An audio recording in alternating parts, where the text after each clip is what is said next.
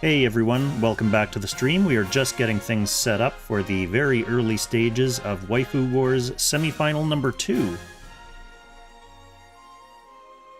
This one is Team Imelda versus Team Alpha.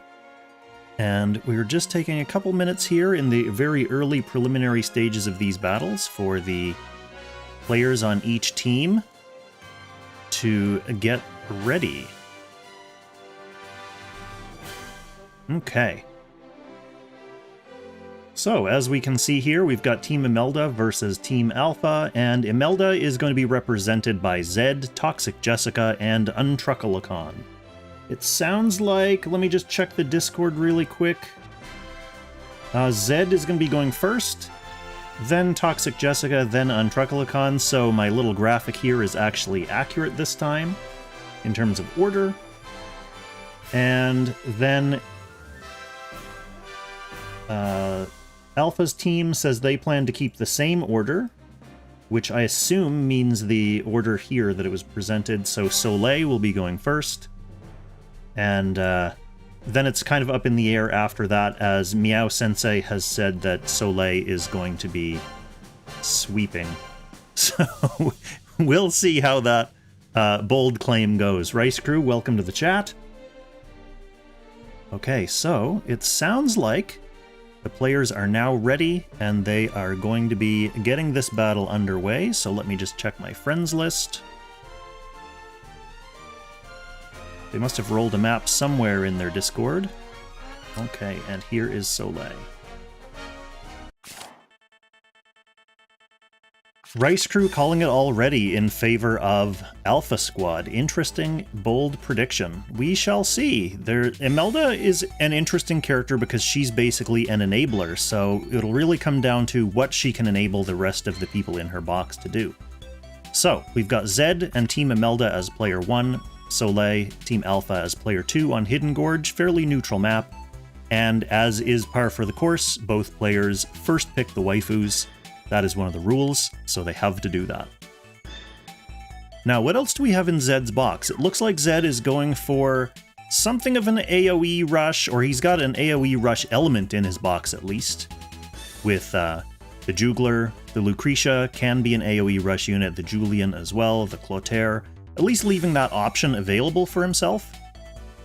Because as we know, Imelda can definitely enable those juicy strats when they're allowed. But so far we're getting IBC as second pick, who's another enabler with a strong single target DPS potential.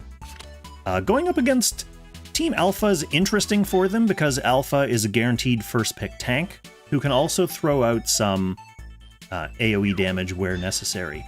Interesting things to look at on Soleil's team. We do have Amadeus in here. We also have Captain Mac, and this is going to be the first time that I actually see Captain Mac in action, assuming he gets picked. We also have Elise. Obviously, a bunch of other units that are not too often seen these days, like Leo Beck is in here, Lisa's in here. So again, this is just more evidence that, you know, the Waifu Wars, a very interesting event for PvP, because we get to see a lot of units that we don't often get to see in regular Apex Arena. Old Magistrate, any spoilers on the new Imelda? No spoilers on new Imelda yet. But I'm sure Team Imelda is going to be pretty pumped to get more information about new Imelda. Okay, so far Zed is looking to... Now, the thing about Alpha is that she can guard physical and magic, and she, of course, has those rotating damage reduction shields.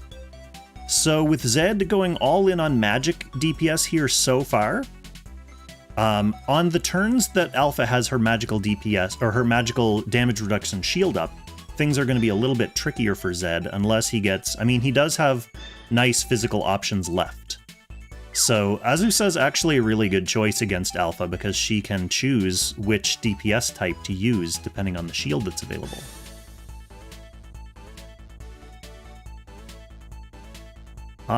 While they're doing pick and ban, the rest of this pick and ban, I'm just going to quickly post my link to make sure that main court is watching, since who doesn't love this kind of stuff in Apex Arena? So I'm going to mute myself so you don't hear my tippy-tappy typing. after I say, oh no, Mac is banned. A lamentation for Captain Mac. We'll be right back.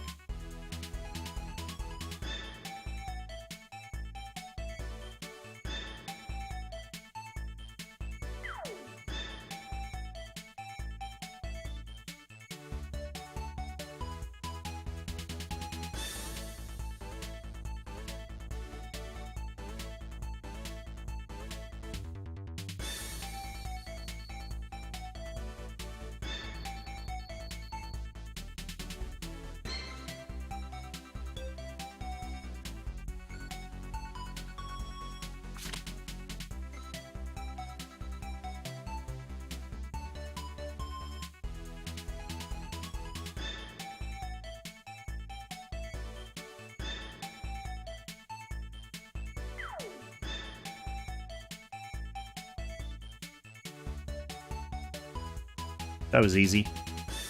We slowly run out of channels to spam our links to. I left a few old Langrisser sub communities that I wasn't really chatting in very much. Nothing against any particular group or sub community, but I think I'm kind of a weird Discord user in that I like to only have a few Discords. Like if I have a folder of Discord servers that I'm not in or not visiting, I kind of start to feel anxious. Like, I don't know, I just don't like having... I don't like having things that I'm not clicking on and checking off notifications and stuff, so... Like, if I'm not going there, I figured I'd just rather, like, not be in there. Although I understand that a lot of people like to collect, like, servers so that they can snag the emotes for other servers, if you have Nitro or whatever. So yeah, I did leave one and I lost some emotes that I did use a little bit, but that's just gonna prompt me to add those emotes back to Concord or something. So Pick and Ban here is done, let's just catch up with the teams. Zed did go ahead and pick up a couple of physical DPS in Elwyn and Lewin. Soleil basically has an interesting... This is an interesting team. I am not 100% sure how Elise works in any box, but maybe we'll see. Soleil will show us. We do have the Player 2 act again with some support AoE type healing. Some more of that with Agnes. And then an assassin, not super needed because Zed does not have a tank over here unless he puts a guard skill on Lewin, but that's physical guard only anyway, so I really can't see him doing that. So Kyra is really here just to be able to pick things off from afar. She is a pretty strong DPS, so that's something that Zed is going to have to think about. But that said, with IBC, teleport support from Jess, he does have options for sneaking in around Soleil's long range. So yeah, sound off in the chat, join Nonsense Bera to let us know which team you think came out on top in Pick and Ban. He likes Team Imelda. Do we have anyone here who's Rice Crew? I know you were an early proponent of Team Alpha. How do you like Team Alpha's Pick and Ban here?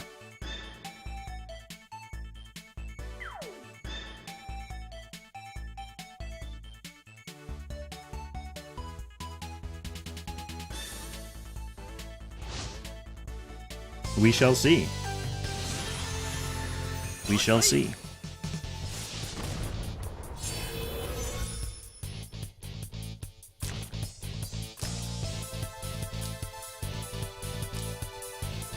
Okay, standard loadouts.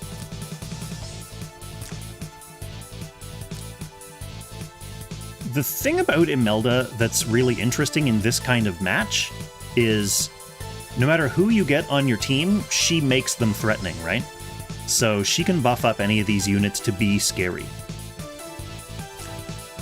Okay, so we do have Alpha opting to go for the Lancer, so that is a little bit of extra protection against magical attacks and also against Elwyn.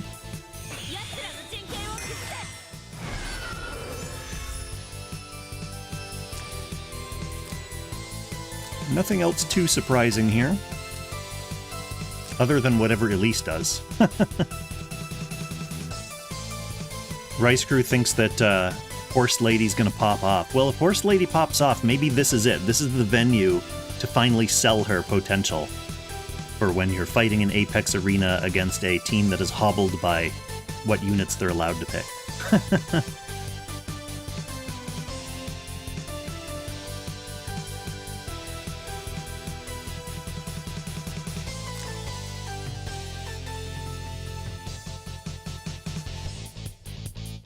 Yeah, Florentia and Kyra is a scary combo for sure.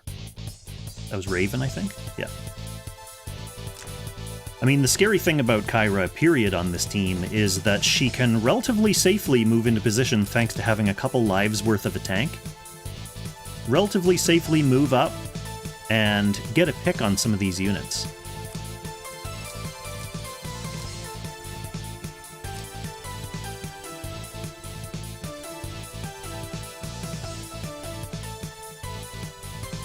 In my experience with Alpha, at least, and I'll look at the Alpha in a second, but in my experience with Alpha, using her,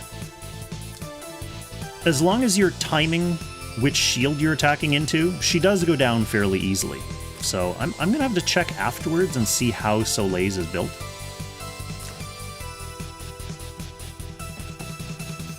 Okay, so Soleil moving up right away with this Alpha to create a forward position where the rest of his units can come up and join him, and then ideally start sniping stuff with the Kyra.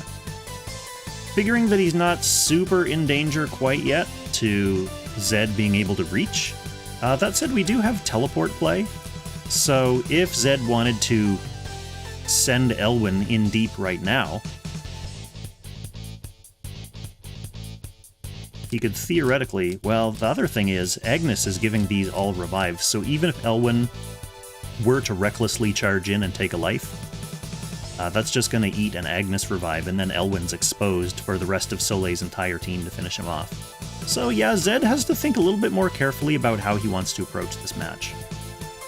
Sadly, I don't know if anyone noticed. I think I was being pretty smooth and subtle about it, but I did just dump my soda pop all over the place while I was introing this match.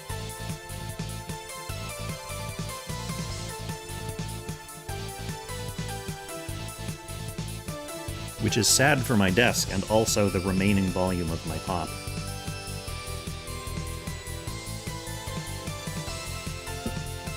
But we'll recover.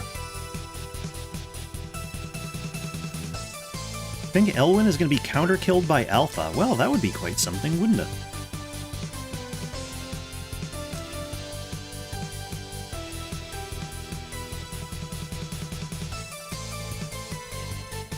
One interesting thing about Alpha is that she has like three or four potential accessories that she might want.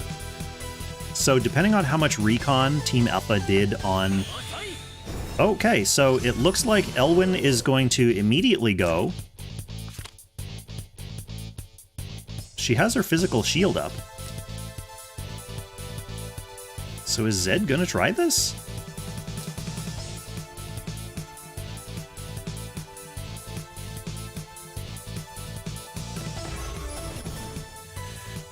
He's going into the physical DR shield. Yeah, and gets counter-killed off that for sure.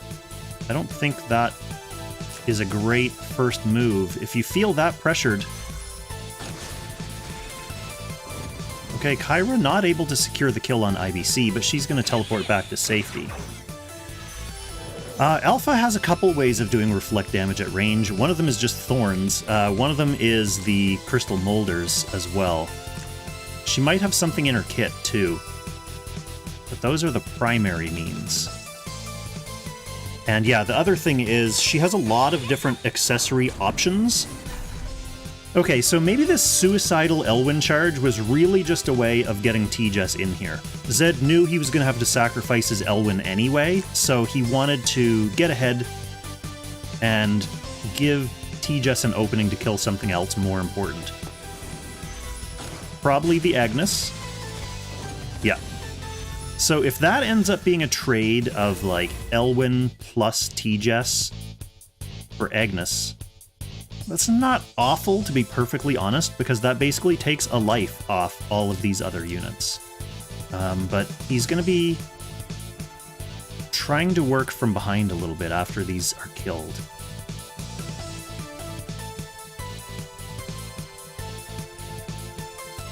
Yeah, Elise should be able to clean up back here.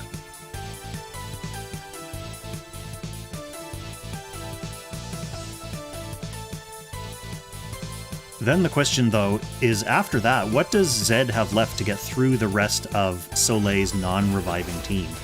This is a good, efficient use of Florentia to finish off that Elwyn. Low-hanging fruit, super easy kill, might as well do that.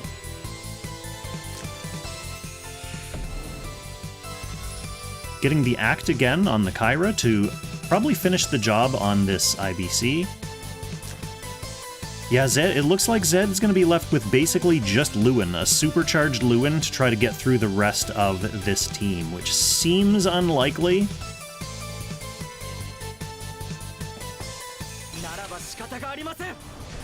I do like the run in and do the thing tactics, though. Okay, Lewin laying some tiles.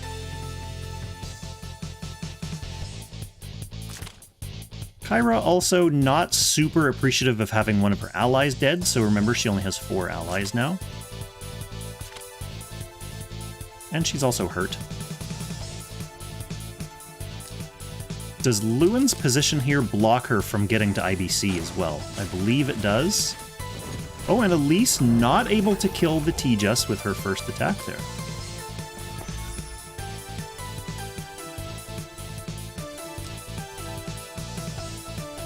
Intriguing.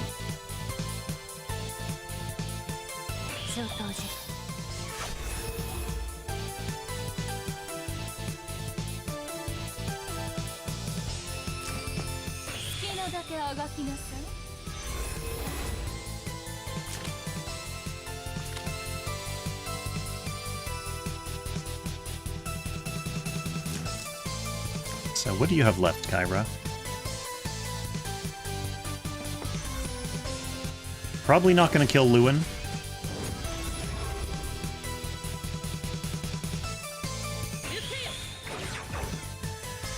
But heals up the rest of the back lines. So Zed with turn priority has a very injured Tejas back here that he may want to do something with, just to get some use out of her before she inevitably gets killed. Kyra's skills are down for a couple turns, but she still seems like the kind of unit that Zed might want to get rid of. Just because when she does come back later, she'll be an annoyance. Not bothering with Tejas, though, just going right in with Lewin. Kind of an interesting strategy. I wonder if he thought that would kill.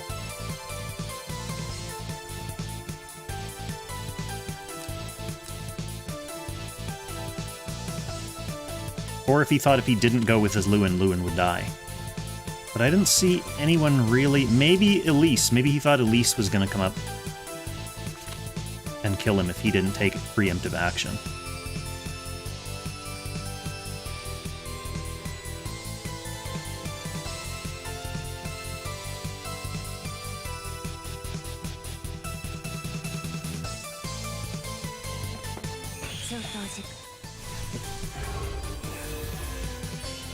And sure enough,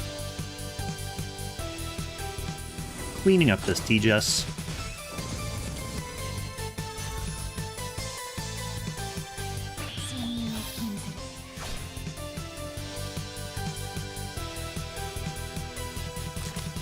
Now this Lewin's just stranded back here. He's not on terrain, other than his own. His skills are down, but he can still, I think, take a regular attack from her and a regular attack from her. And I don't see Alpha really being super threatening to him either, so he should hang tight in there.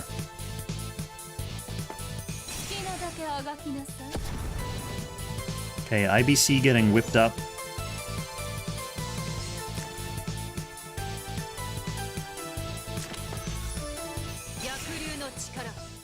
Soleil not content to hang back.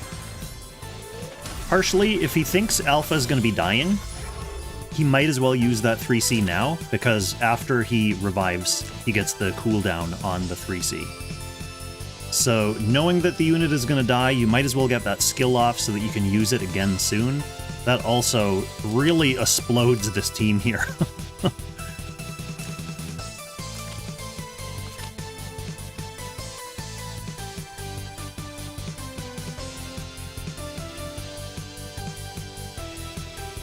Again, though, we're kind of in the position where Zed left us right at the start of this match, was that Lewin's going to have to do some really heavy lifting. Alpha revives at 100% HP as well.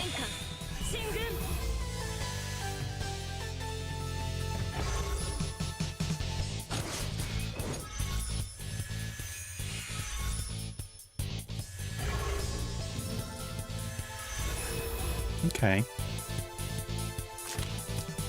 Blocks that. And gets enough health back that she's going to be able to survive another of Alpha's AoEs.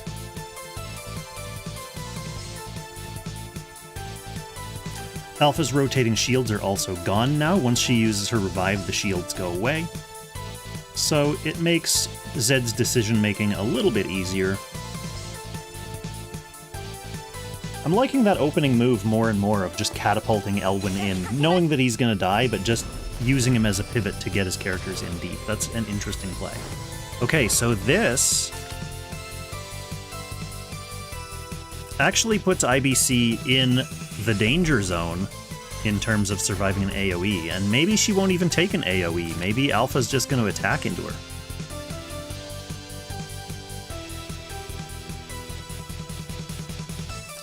Or just pop this Imelda, get rid of all healing.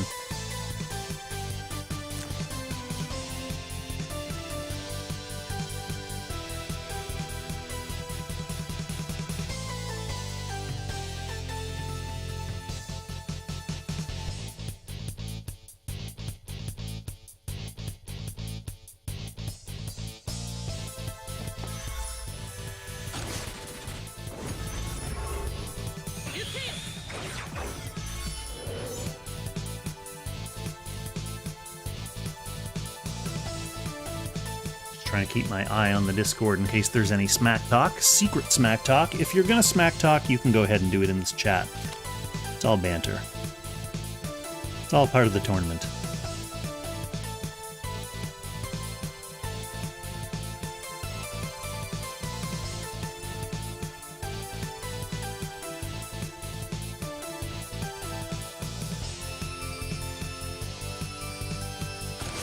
Yeah, pops the Imelda. I think that's the smartest move. Guaranteed kill, does not risk taking too much counter damage to Alpha. Remember, this is double Lancer against Sandseas. Hello there, Bakira. Welcome to the chat.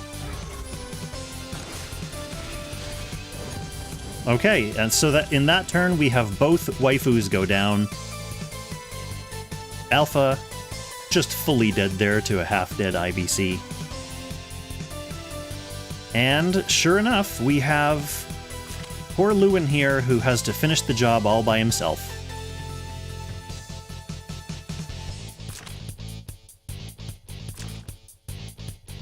We still have a turn before Kyra's skills are back. And Lewin could reach. Honestly, I think Kyra's probably the biggest threat to this Lewin right now. Or not right now, but in terms of the longer term of this match. So I think Zed is going to want her dead.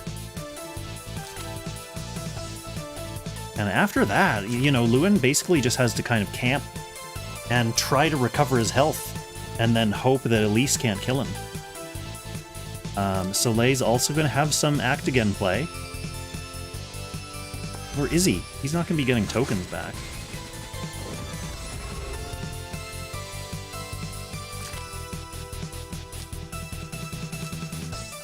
So this is just a mage. What does she do? She has Javelin. But like True Hero says, it's just angels, so as long as Lewin can get himself healthy. This is a nice move on behalf of Soleil, because if Lewin wants to attack her and kill her, he has to do it beside a key. Oh, I guess he doesn't have to do it beside a key. If he wanted to do it from Lewin terrain, he was going to have to do it beside a key. But he didn't fall for the trap. He opted to go off terrain. That would have allowed Elise to come in and attack him and then get an act again from her key. So Zed decided it was not worth going for the extra healing from the terrain if it meant he was going to get hit twice by Horse Lady. So some nice quick thinking.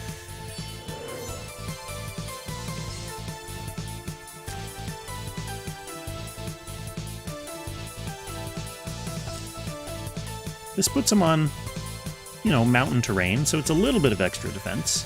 Let's see if he survives this. He does. Problem is, what can he survive next?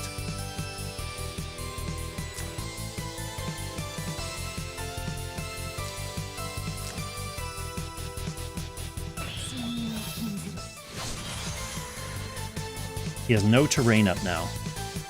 No Lewin terrain, anyway. So he doesn't really have a way to hide and recover health.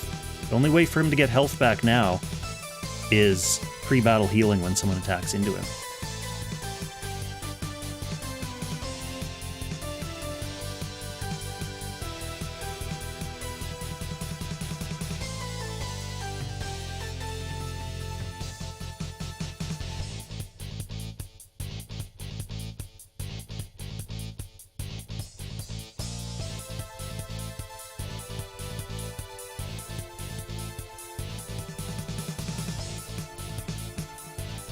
Zed is decision-making. Elise is the real waifu here. Sure. If you're into that kind of thing. I'm kind of surprised there was not a Team Elise, but maybe it was just because even in the meme community, not many people have her built to do her justice.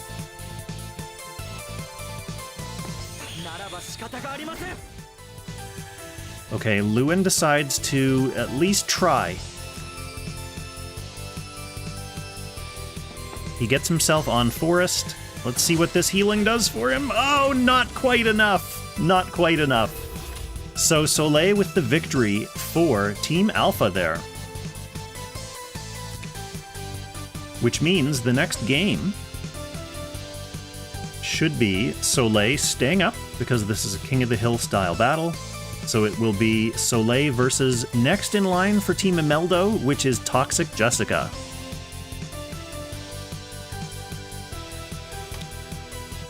We will give them a few seconds to reorient themselves. Soleil's not allowed to change his box.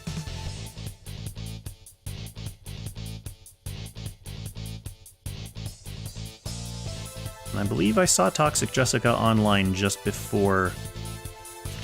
Whoop. Just before this all started.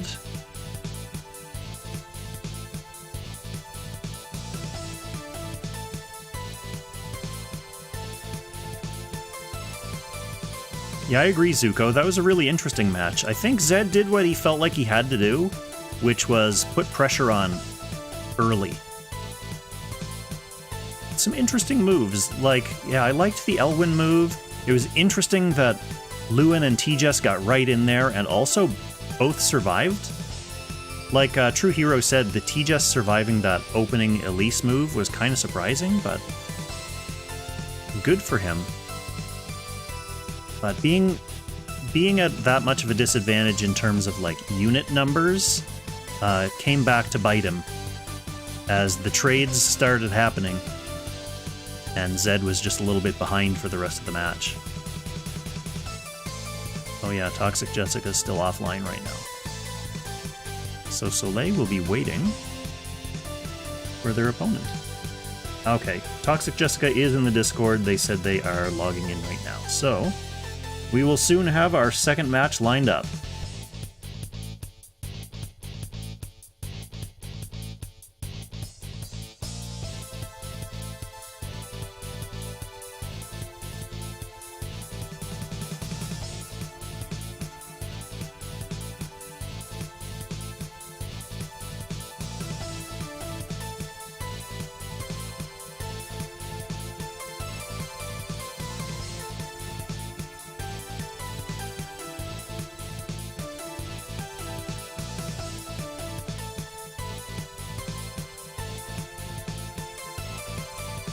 And Soleil is going ahead and adding the third member of Team Imelda as well in a confident move that kind of predicts defeating Toxic Jessica, so we'll see how this next game goes.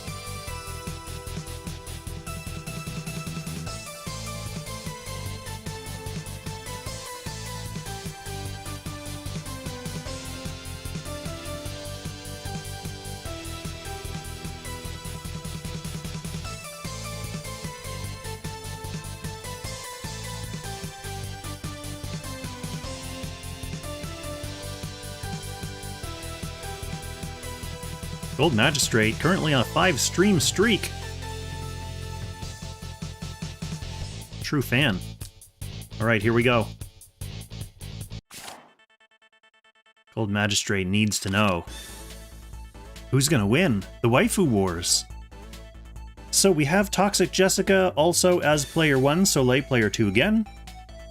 This time on Broken Cliffs, a little bit of a different map, not as straightforward as the previous one. And we are going to see, obviously, first picks of Imelda and Alpha again. Oh, one of the other rules that I didn't really mention tonight or last time was that the players are not allowed to have any of the other waifus in their box. So, in case you were wondering, like, oh, is there going to be some Alpha versus Alpha action? I don't believe that's allowed. So, what else do we have? We have a Leaden here. Toxic Jessica's box. We also have a Freya. Ooh, and we have a Sonya as well. So we have a bit more of a traditional looking tank push box, albeit with obviously lower tier tanks since the highest tier characters are not allowed. So you get that first pick of your enabler / healer, and then potentially get, you know, one of these second-rate tanks. And we have characters like Mariendel. Mariendel's actually a really strong pick for this tournament.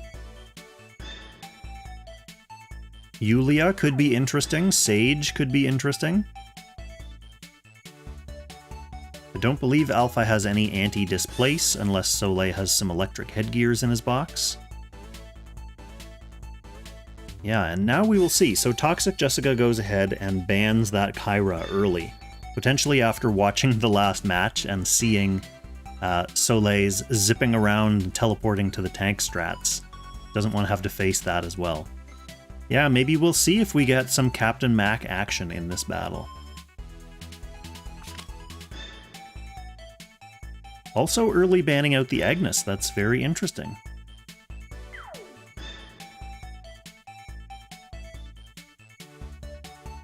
So just like I was saying with Alpha not necessarily having any displace immunity, so Sage actually having some kind of use. Archon can definitely be very powerful on Soleil's side, because what have we got for tanks here? We've got Leaden. We did see in the other semifinal match for the last teams, Archon saw a lot of action and he was pretty threatening.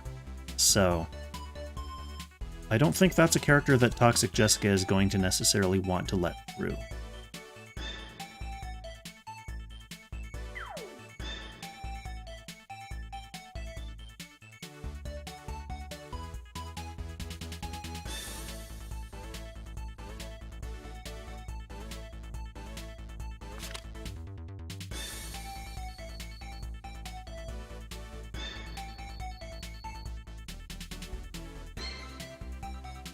Oh, that's a good point too, Lonebird.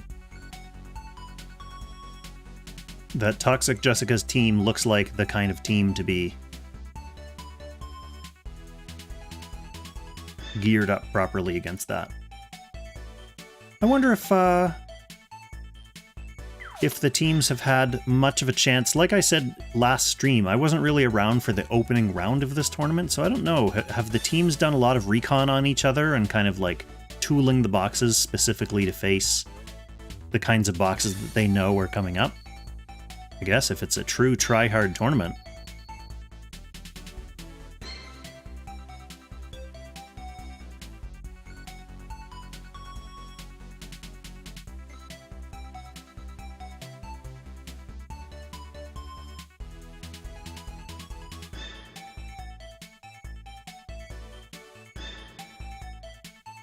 Love to see the Sage in action. Sage is back in my Apex box this season.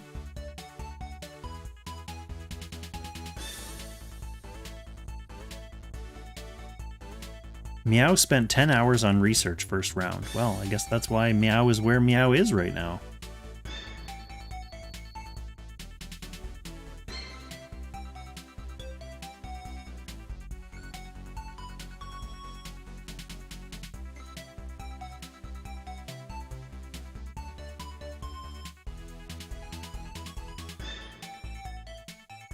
Yeah, Yulia and IBC are both strong picks here for Toxic Jessica.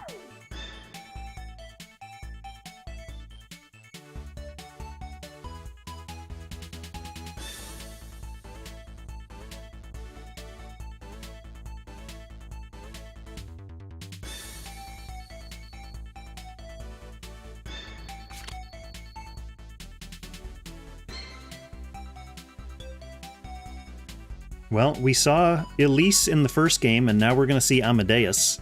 And actually, Elise is still available. Maybe we'll actually get to see a 40% Centaur team. That is unheard of.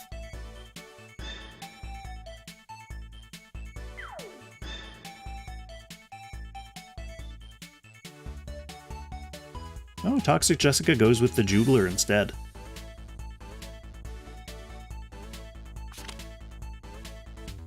And sure enough, Yulia and IBC both go down there. Soleil throws out the Mac.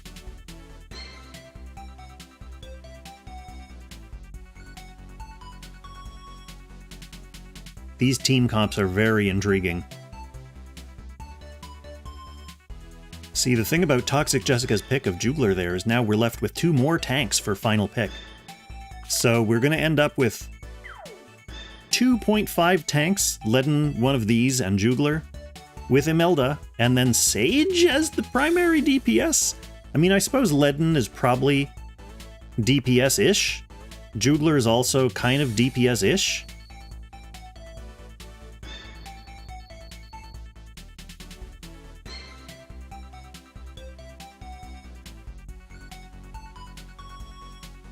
And Soleil's team is also got like a piece of candy cane in my eye or something. Basically all the dust floating around in my studio right now is candy canes. I was powdering some candy canes to go on top of cookies earlier. It's not a bad thing to have, a bad problem to have though. Okay, so we are gonna get like a full Beastman team on Soleil's side with 2 centaurs and a anthropomorphic cat. Alright, so we get Mac, we get Amadeus, and we get Elise. Time to hype up main chord by screenshotting this.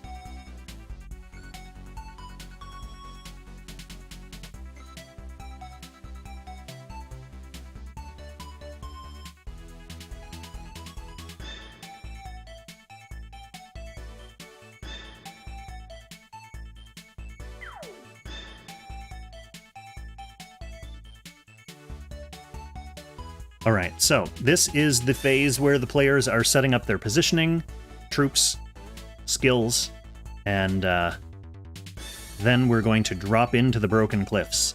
So, who was it in the chat that said, what does Mac do? Basically, Lone Bird? That's a good question. Mac puts up little, like, waypoints, kind of like Rosalia's swords, that give some bonuses to allies who are near them. So we are going to have kind of terrain wars, like Sage terrain is going to be out there. I don't know if Sage erases Mac points. I doubt it. I think Mac points and the keys go on top of Sage terrain. We'll find out. Like, these are characters that I have not looked into deeply enough, especially Mac, because I never even had to do a Should You Summon about Mac.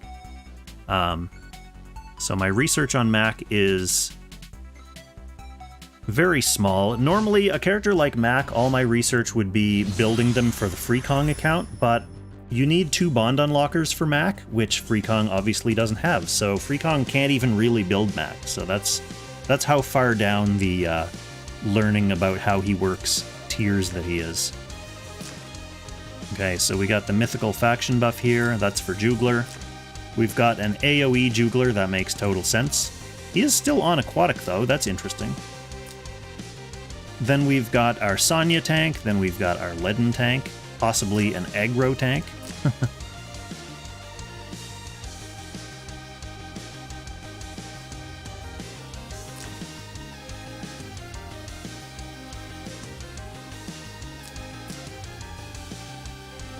Vanguard Leaden is scary. Okay, so Mackie.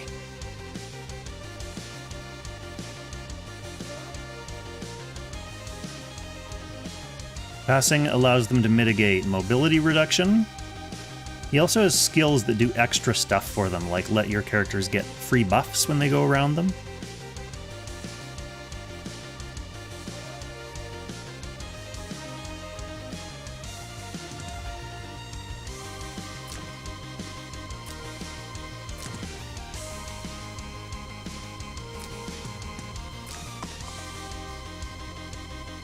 The Jugler pick, I suppose, was beneficial to help mitigate some incoming AoE from Soleil's team as well. So obviously we're going to have some big potential AoE threats from Amadeus. There's the ever-persistent AoE threat from Alpha. Julian obviously is there primarily to AoE.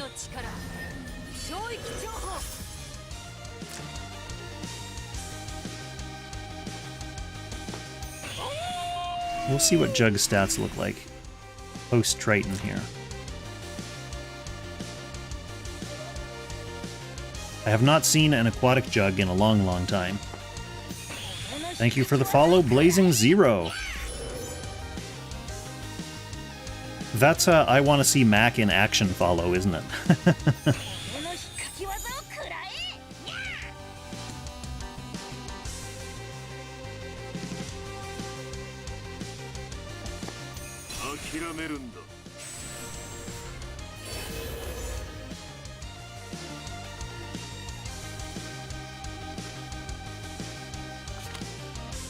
I think I just caught, like, the tail end of Mac's voice acting there.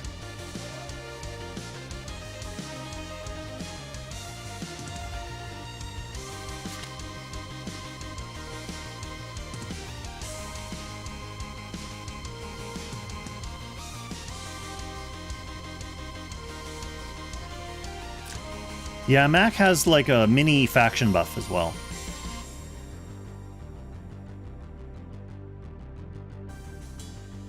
Oh, good. Well, welcome to the stream, Blazing Zero. Good to have you.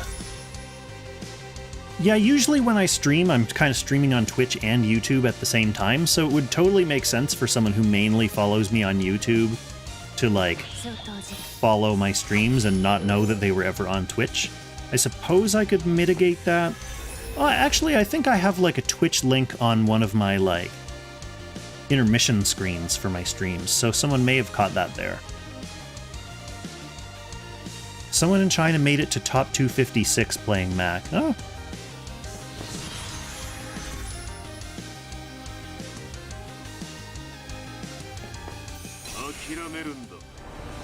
Alright, Sage, here we go. Okay, Sage does clean Max as well. That makes sense. And as Lonebird said earlier, because this key's on defensive terrain, it stays up. Liking the Sage more and more. This is Crystal Warlock. Would not be surprised if this is a Thorns drop near Sage of the Trees.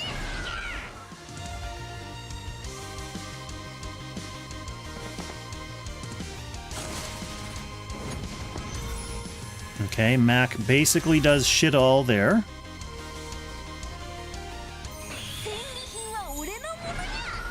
But it does allow him to replace his Waymarker.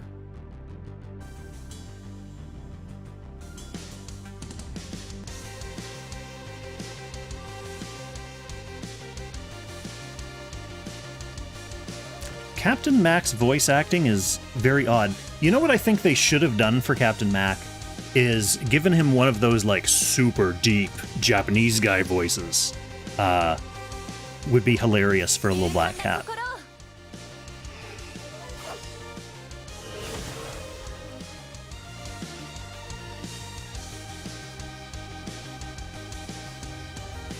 Team Alpha about to full sweep. Interesting prediction.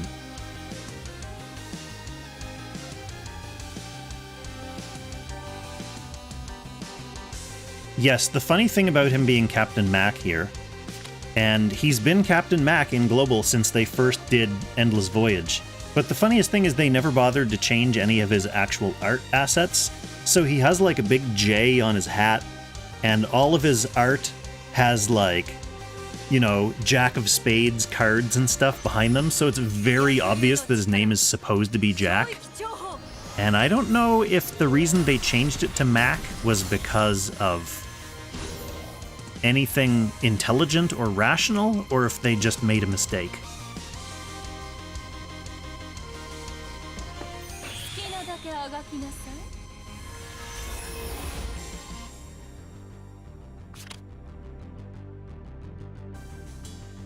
Like, maybe they thought there were too many other Captain Jacks. They didn't want people to get confused.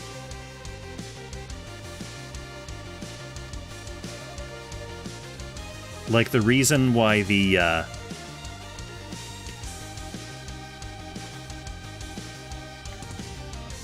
really, licensing? Like, you think someone has the rights to the name Jack? Captain Jack? They wouldn't have to call him Jack Sparrow, it's just the most common first name for a male in the English language, and then the word captain in front of it. Maybe that was their thought process, though, is they were afraid that Jack Sparrow would have been like a copyright-related thing. Maybe.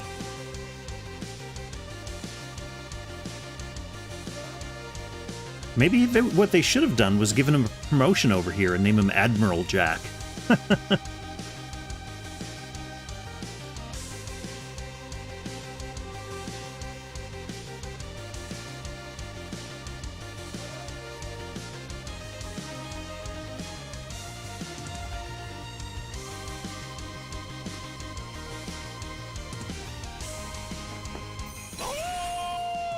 Okay, here comes the Jugler Splash.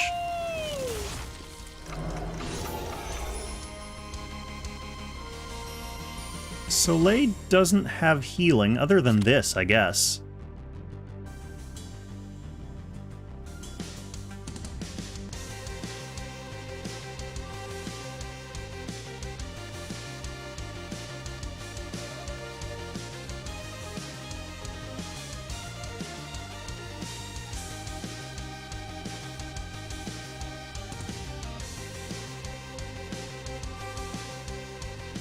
They could have also called him Captain Jack if they wanted to. J-Y-A-C-K. Got the little, like, meow noise in there.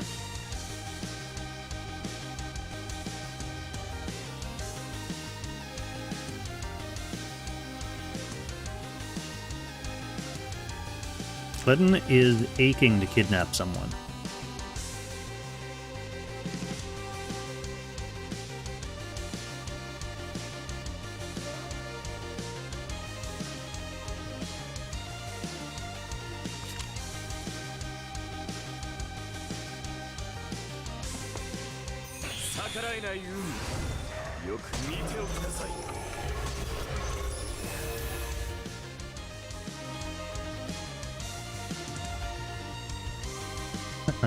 Jugler pulling his weight with some AoE healing there. Sadly, Toxic Jessica's team is in pretty rough shape in terms of debuffs. Ledden not being able to do anything for a turn.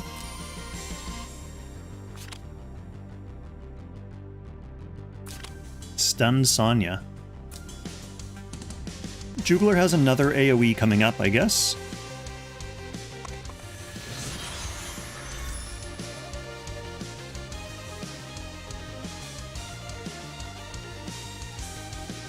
But Soleil's in decent shape.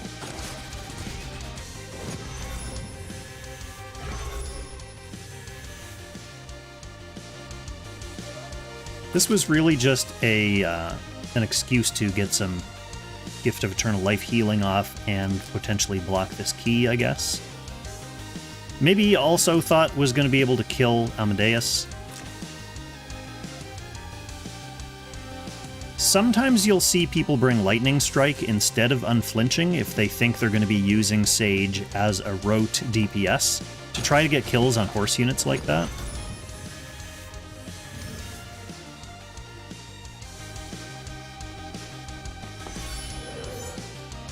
Now, I wonder if Juglar AoE is actually going to do 5,000 damage. Probably not.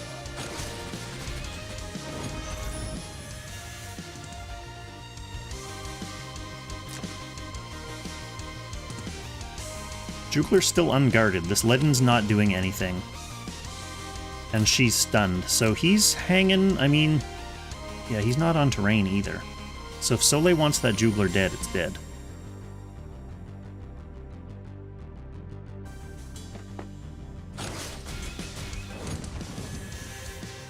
Sure enough, that's exactly what Soleil wants.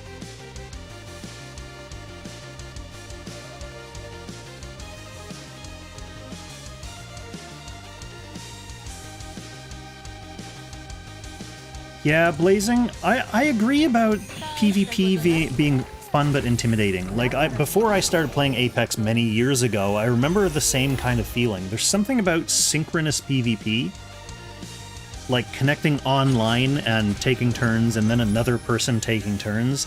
There's something psychological about that.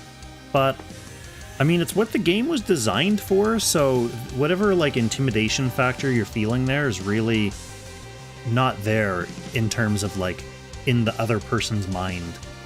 So it's really just, if you think about it like another game mode, another Langrisser thing to click on and go get rewards, you can start to, like, you know, inoculate yourself against that feeling of intimidation and start to enjoy it, like they're saying in the chat.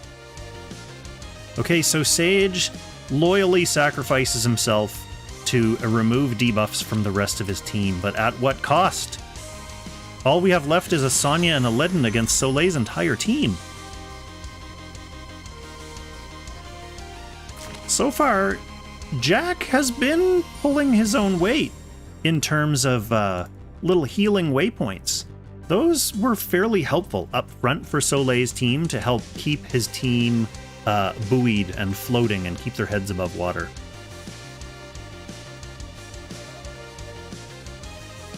May not have been like the actual winning factor, but Mac contributed. And Toxic Jessica is just throwing everything they have at trying to eliminate this Mac now and not quite being able to do it. Mac is pretty bulky, and he's also on strong terrain, so he's going to be difficult to take out there.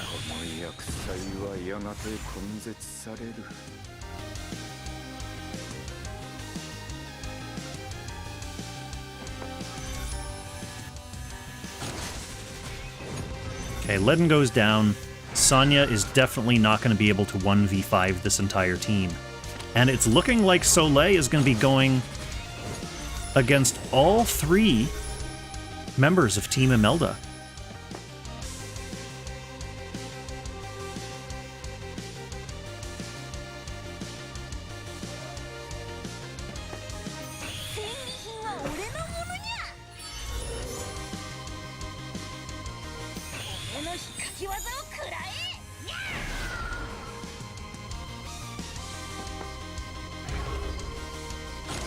Just watching the Discord to see. All right, so congratulations to Soleil on going 2-0 so far. Potentially making KittenOverlord and Vicelord feel like they're missing out on some sweet PvP action. Oh, is that what's going on? Meow? Soleil has already won. Soleil swept the previous match before this? So Soleil's basically the only person on your team who's had to do any fighting. Maybe that's why Vicelord didn't show up, because he figured he didn't have to. We'll see if we get that far when Vicelord needs to be called in for assistance. So I believe Soleil and UnTrucALaCon are just getting themselves added to each other's friends list right now. I will just check me friends list.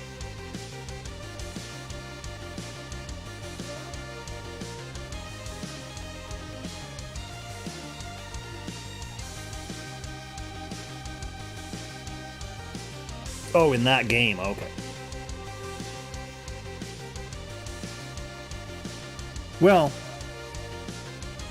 you know, speaking of Kitten not doing anything, he did do 10 hours of research for the opening rounds of the tournament. So presumably that filtered down to the rest of his team. Let's see if I can do this without exploding my whole desk. I'm going to move my monitor down a little bit. Don't explode. Oh, okay. That's fine. Alright. They are just adding themselves.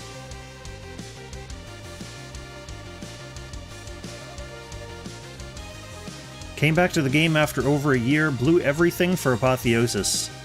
Don't have him in 440 summons. You do have 50 shards. Alas, well, 50 shards. Mike, that means the next SSR you get on that banner is guaranteed to give you Apotheosis. It could be Apotheosis, and then you get Apotheosis plus 50 shards. That's a pretty good deal. That's a 4-star Apotheosis. Or if you get any unit that gives you 10 shards, that's free Apotheosis as well. So I would say, you know, depending on if you have some content to farm and get enough summons, you've come this far, you might as well finish the job. You owe yourself an Apotheosis. I think you can make it happen. Pull one more SSR on that banner.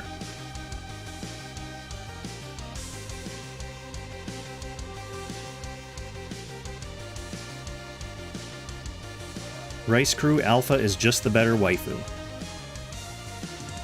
Well, the thing I find interesting about Alpha and Imelda is that you occasionally do see them both in Apex boxes nowadays.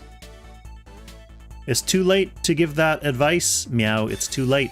He's already 440 into the Apotheosis banner. He has 50 Apotheosis shards. It's too late to say switch to the AO banner. You gotta finish that Apotheosis off. So Soleil going as player 2, 3 games in a row. And of course we're gonna have the first pick Imelda coming up here, and then the first pick Alpha as well. So who does UnTrucALaCon have?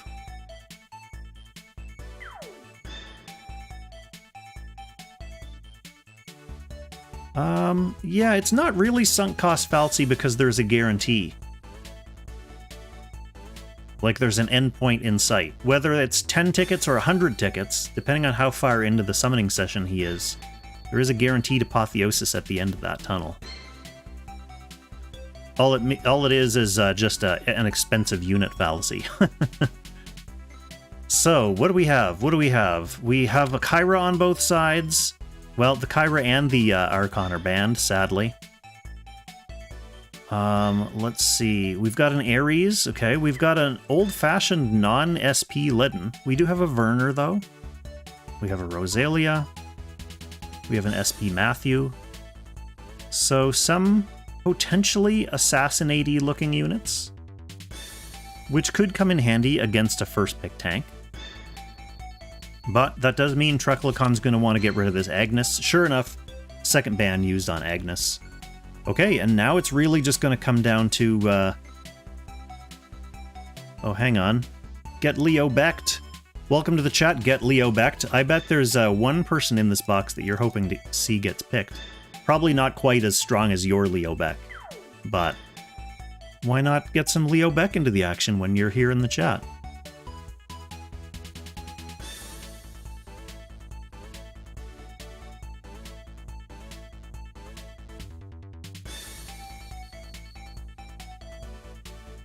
So the old base Leaden is the only possible tank for UnTrucALaCon.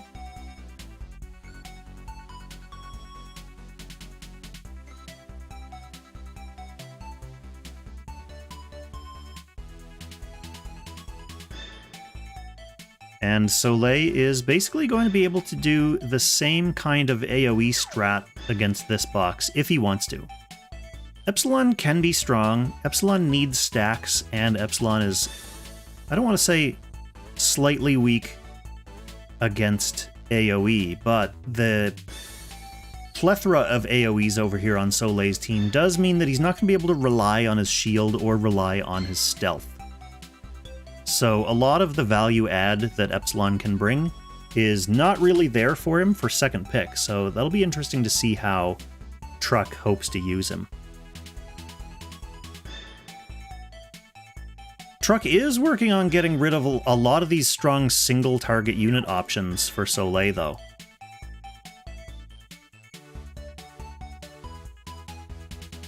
So maybe his strategy is basically going to be to spread out and take them out one at a time. We shall see. I was really hoping to see a lot of different alphas in action so I could do some research for building my own alpha. So far, we've only been able to see one alpha. So we'll get more alphas if Truck wins this match.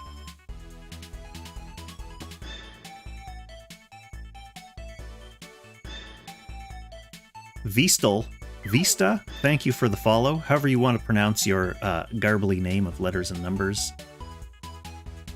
It looks like Vista or Vistal. But thank you for the follow. Enjoy your Seal Guardian. And welcome to the stream. Why play meta when you can play favorites? I generally agree with you, Rice Crew. The most common answer to the question of why play meta is that you want to win. And meta generally provides you with the highest chance of being able to do that against the greatest number of boxes. Playing fun boxes like this is super fun, and the reason why these teams are kind of like winning against each other and being competitive with each other is that all the boxes are similarly gimped. Like they're all playing by the same rules of not being able to pick the highest tier characters. So it kind of evens the field for them a little bit, which is nice. But if you try to do this in normal Apex Arena ladder, you're just going to get flattened by everyone on 7th Heaven. Alright, there we go. Leo Beck is coming out, third pick. We are going to get to see Leo in action, finally.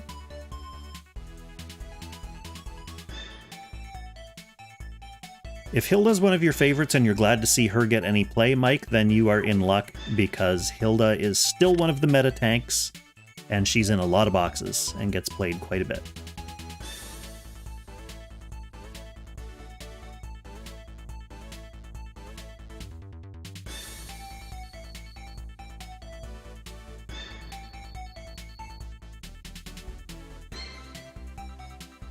Yeah, Lonebird, I won a couple of my qualifiers with my waifu box. My waifu box basically is Gizroff and Sage of the Trees, and then a team built around those two gentlemen. Yes, sure enough, there we have it. Original, OG, non-SP Leaden, fourth picked as UnTrucALaCon's tank.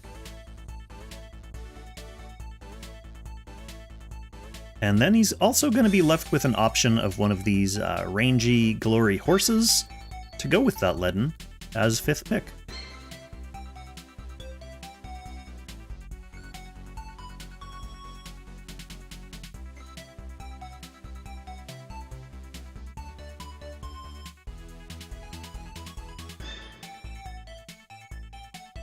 Rosalia could be a good pick for sorting over things like Mac waypoints,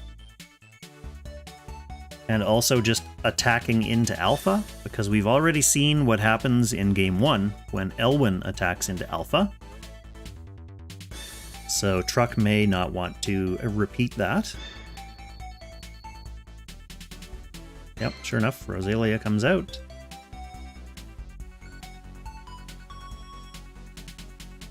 So we have a couple of strong physical units here and a strong magical unit here, which means that Alpha, you know, her rotating DR shield is not going to keep her 100% safe. Truck at least has options for dealing with her regardless of what the turn is.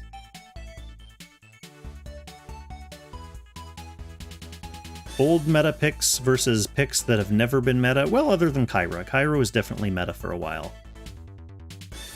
But yeah, these guys have never really had a chance to be meta. Leo Beck never showed his face in Apex, as far as I'm aware, other than in like Anti-Heroes box. And Alpha's the waifu, so what do you expect? So we will let these guys set up their teams and their positioning, And then we will drop into the Hidden Gorge and take a look at the lay of the land.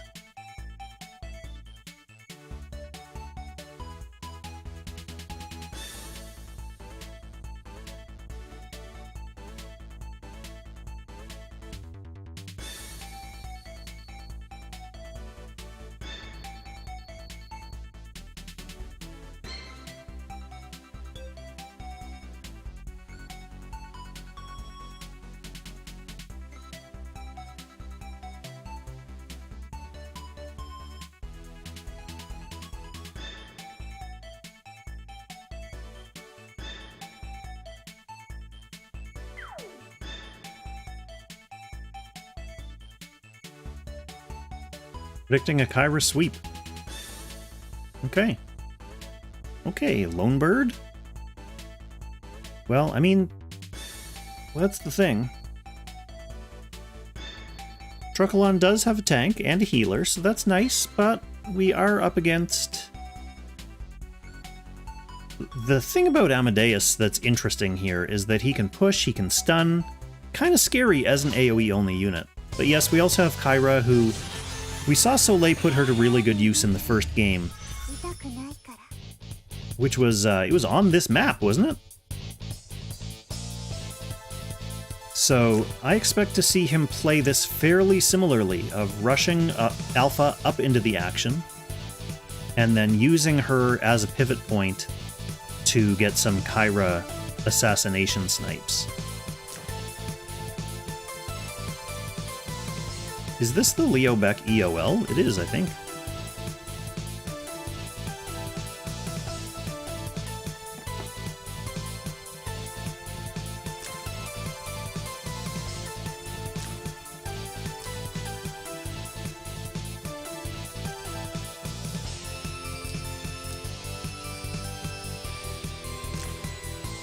Yeah, didn't even bother bringing stealth. It's going multiple DPS on this Epsilon.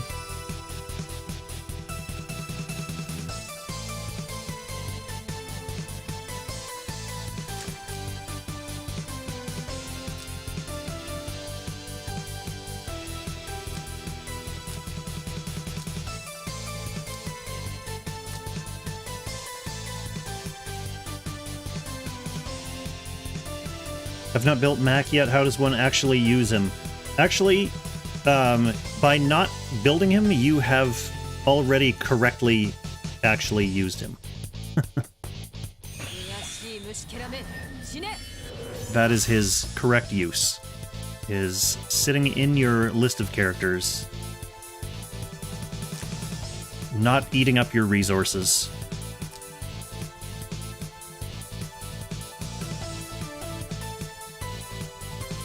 I mean, he's a cute cat. I shouldn't say that. I'm just a little bit salty. I'm a little bit of a salty dog that that FreeKong can't use him, because that's the kind of unit that I would love to use on the FreeKong account. It's like a fun little universal faction buff, little like mobility waypoints. That kind of utility would be handy for FreeKong. But it's not happening, so sad.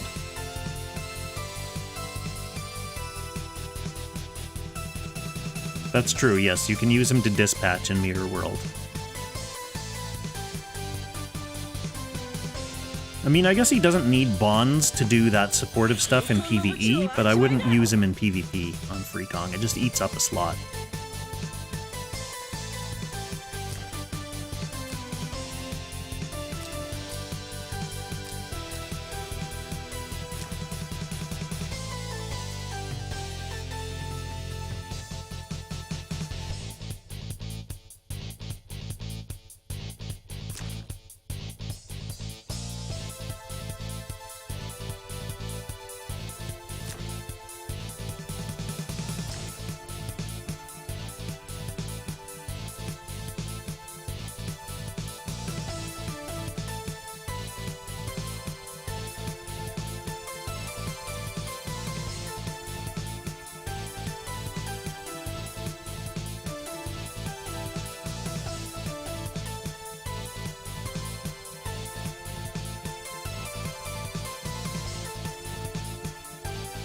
Yeah, Raven, he needs Elwyn and Knight of Mystery for his bonds, and neither of those characters is Free Kong friendly.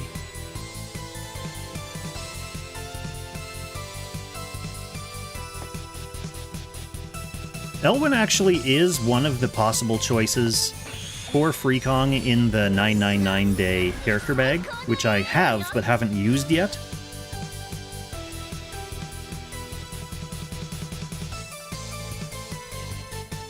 What does Leo Beck do exactly? Leo Beck is essentially a long-distance mage DPS.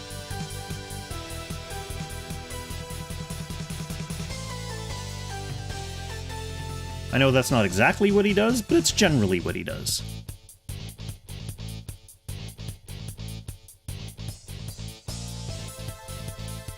I really have to get to work on my Free Kong video about that 999-day bag, because I have a little breakdown spreadsheet of like the benefits that each of the characters can bring to my team.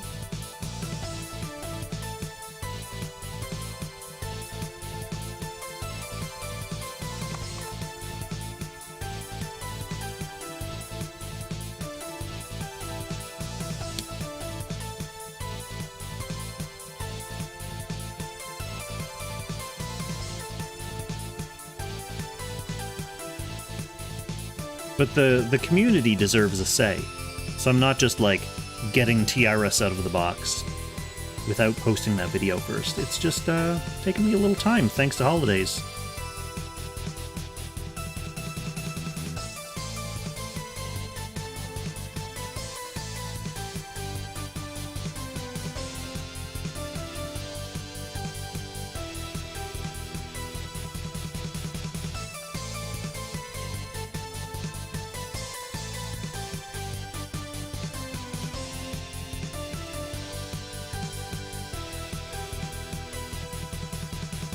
Yeah, Blazing Zero is probably thinking of Theon, because I don't believe Leo Beck can be an assassin.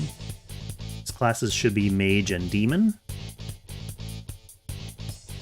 What Lonebird and Meow are anticipating here is that Mac is going to throw a waypoint up, which will give Kyra some mobility mitigation and allow her to get far enough in to reach Epsilon. That's what they're anticipating. So Soleil was waiting till the end of the turn to do that, probably because he didn't want to tip his hand, and also, yep, so here she comes. Definitely reaches, should... Oh! Catches the kill on that final little pop of fixed damage at the end. Oh, that was really clutch.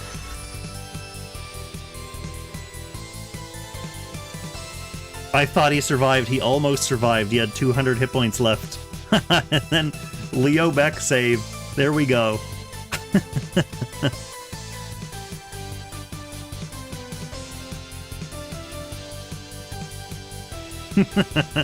We're seeing Leo Beck hype in the chat now. That is too hilarious.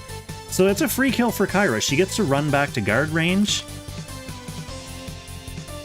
She, I believe if he brought the same setup, will still have another DPS skill available, yes, to use against someone.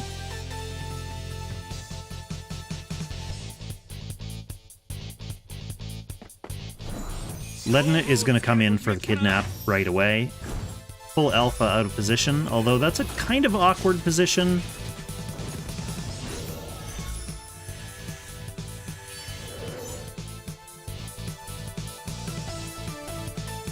I mean, I guess Rosalia can reach whoever she wants.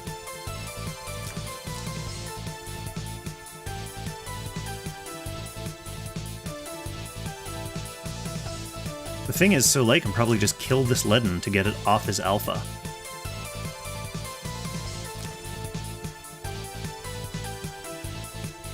Yeah, I think the move now... I agree with you, Meow. I think the move now is just kill Ledin.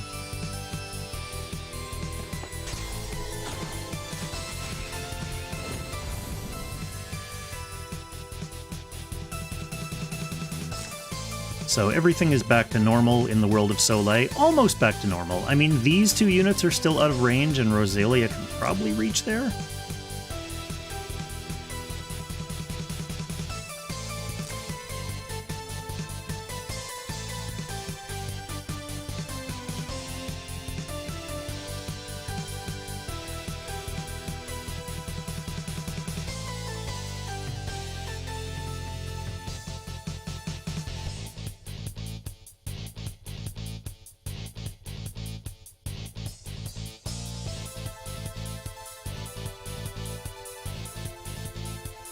I want to grab myself another beverage, but I also don't want to leave at potentially like the last few actions of the last, potentially the last game of this match. So, as I said at the top of the stream, this is the semifinals. We watched the other semifinal game on the previous stream, and it was Team Ashamar came out on top of Team Angelica. So the winner of this match goes on to face Team Ashamar in the finals.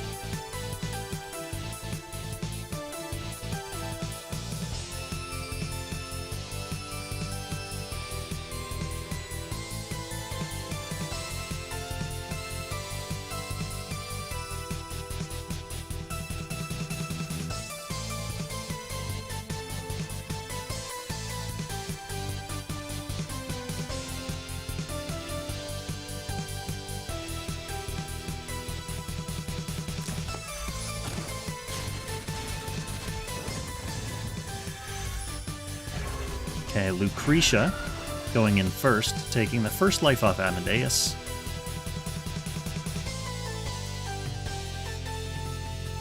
Truck, totally without a tank here now, is basically just going to be relying on... Can he even get back? Yeah. Relying on range and revives to keep his team alive.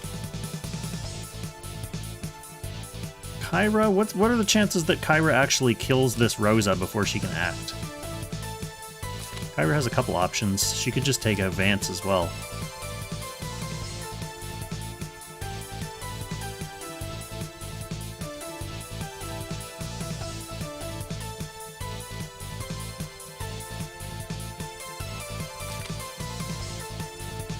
Kyra still has the advantage of all of her allies up, so Rosa also not onto range, probably be a kill. Soleil gonna play patient instead.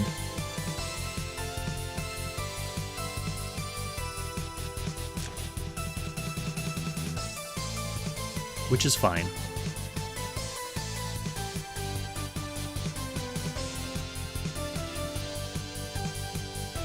Does get Amadeus back up into guard range, which means if Rosa wants to charge in, her only unguarded target is Mac. Not the greatest target, to be perfectly honest. Which shield is this? It's the physical shield too, so you're attacking into a protected alpha, although she's low enough that you probably take the first life.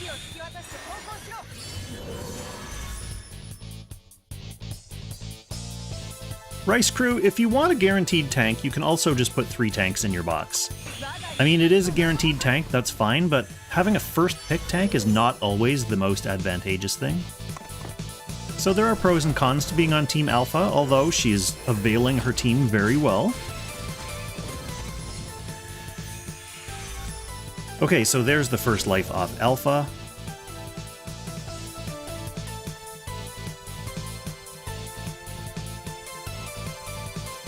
Which means her damage reduction shields are gone. But if Lucretia wants to one-shot that, she has AoE as her other skill too. She doesn't have another single target. If she wanted to go still bring mass attack and bring double single target, she could have brought Freeze Strike, which would have been good against this alpha. She'd be taking reflect damage from the crystal molders.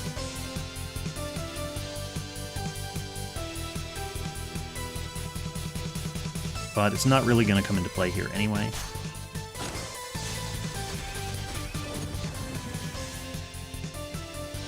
So Kyra can just kill Vance, and then we are left with a 1 AoE Lucretia and a healer. No, UnTrucALaCon throwing in the white towel in somewhat embarrassing fashion by suiciding the waifu. Who suicides the waifu? And that completes the sweep, so we have Soleil going 3-0 against Team Imelda. So an exciting semifinals that sees Team Alpha advance to the finals to face off against Team Ashamar. That means we are going to have Soleil, KittenOverlord, and Vicelord. KittenOverlord and Vicelord, who have not been seen in this tournament, at least by me. But they're strong players, and they have strong alphas, So we're going to see them going up against Valabar, Harry Saney Harry, and who was the other member of their team? I don't have the slide in front of me, so I don't remember. That's how far back my memory goes. Saber. So yeah, that's going to be a great matchup. That's some good players, and as we've already seen, some really interesting games.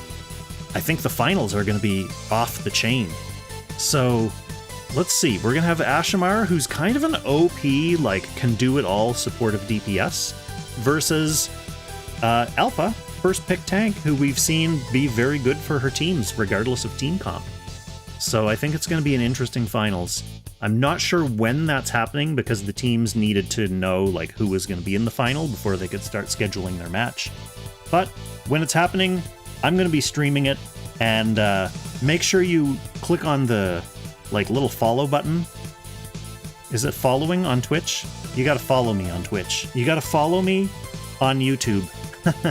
On any of those channels, that way you'll get a notification when the Waifu Wars goes live, and you can fix yourself a drink and rush to the stream really quick to make sure you don't miss any whacked out PvP action.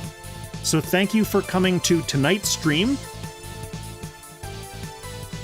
and thank you for supporting your favorite teams and your favorite players and your favorite streamer. I'm going to let everyone go now because there's an Apex window open and some of you are probably playing like while you're listening to me in the background, and I'm going to be going to play as well. So thanks for stopping by. I will catch you in the next stream. Happy Langrissing, everyone.